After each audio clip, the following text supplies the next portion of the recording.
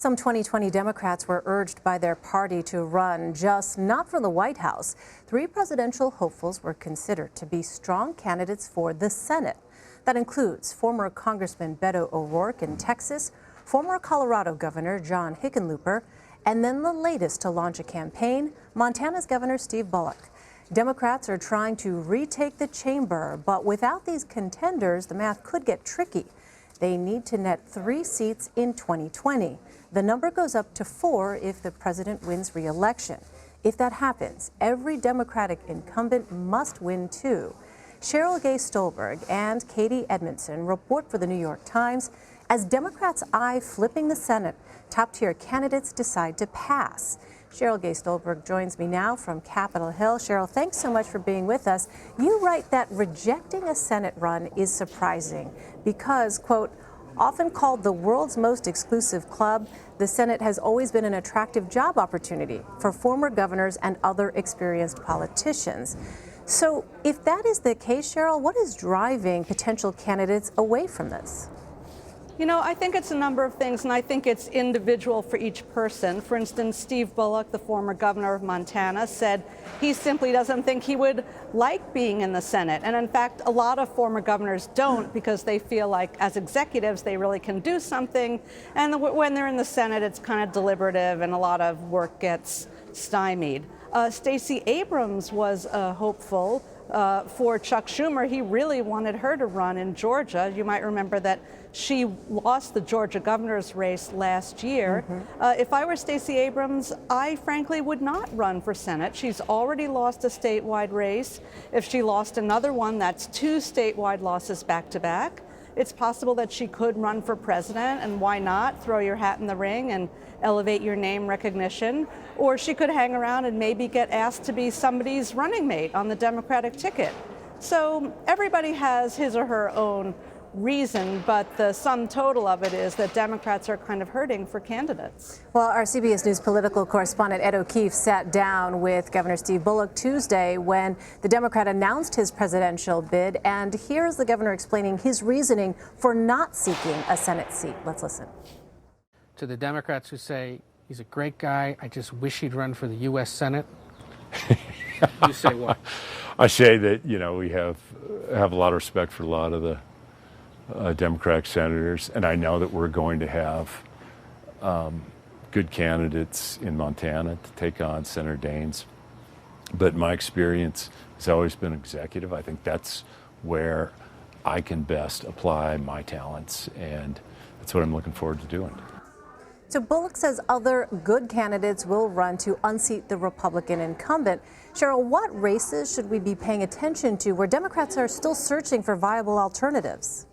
I think we should definitely be paying attention to Maine. Senator Susan Collins is considered vulnerable. She's the Republican. You might remember she voted for Justice Brett Kavanaugh, and she incurred the wrath of many women in Maine and Democrats who felt that she was moderate and someone that they could support. Democrats do seem to have a candidate there. There's a lot of talk that the current Speaker of the House might run. So that's one race. We need to be watching Colorado, where Cory Gardner is considered vulnerable. There's a busy Democratic primary in Colorado, so they'll probably wind up with a candidate there.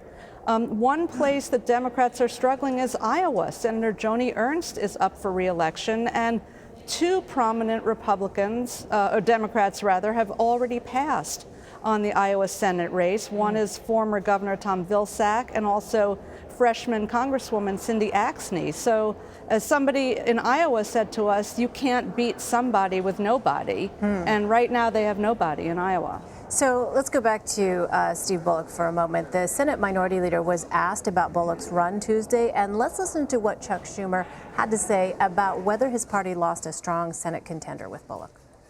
Look, I only talked to Steve Bullock once 6 months ago. He told me then he was running for president. So God bless him. So Sheryl, is there a sense among some? I mean, that kind of says it all, right? That sounded to me like don't let the door hit you in the behind on the way out. I know, right? So I guess the question is, I mean, is there this sense among some Democrats right now that it is in trouble at this stage in the campaign cycle?